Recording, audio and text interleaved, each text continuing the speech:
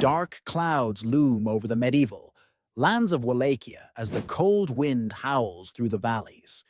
The year is the mid-15th century, and a ruler unlike any other sits upon the throne. Vlad III, also known as Vlad the Impaler. His name alone evokes fear, his methods legendary for their sheer brutality. But who was this man? A hero defending his homeland, or a monster more terrifying than the myths he inspired? In this video, we unravel the gruesome yet fascinating truth behind Vlad the Impaler, the real-life Dracula. We begin with his origins. Born in 1431 in Transylvania, the son of Vlad the Drăculea, a member of the Order of the Dragon, a knightly order sworn to defend Christianity against the Ottoman Empire. This is where Vlad earned his infamous name, Drăculea, meaning son of the dragon. A name that would later be twisted into son of the devil. But his childhood was marked by darkness.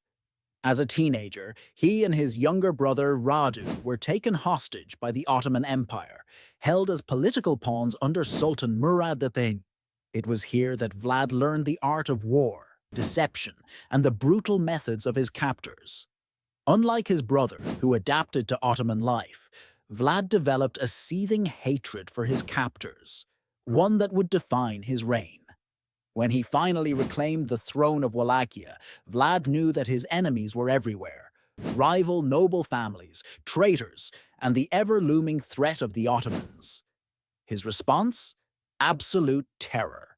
His preferred method of execution was impalement, a horrifyingly slow and agonizing death, where victims were skewered alive on wooden stakes, their bodies left as a grim warning to all who opposed him.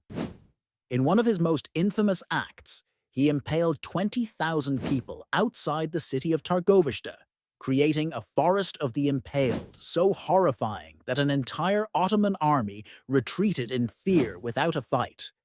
Vlad's reign was filled with bloodshed, but was he truly a mad tyrant, or was his brutality necessary to maintain power? His rule was not just defined by his merciless punishments, he was also a cunning strategist, using psychological warfare to outmaneuver his enemies. He burned entire villages to deny resources to advancing Ottoman forces, spread disease among enemy ranks, and even staged terrifying night raids dressed as his enemies to cause chaos within their camps. But his reign was destined to be short-lived.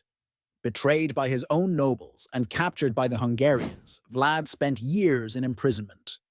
Though he eventually returned to reclaim his throne, his final battle in 1476 proved to be his last.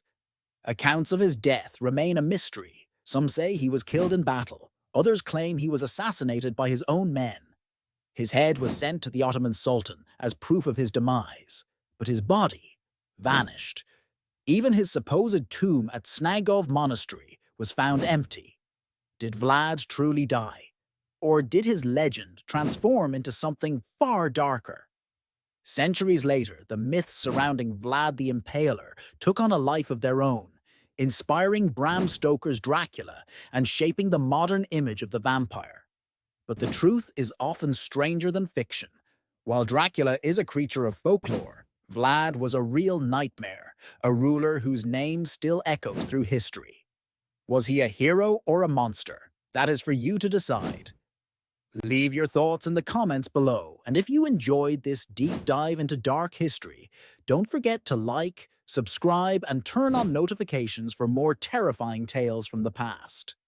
Until next time, be careful, for history is often more horrifying than legend.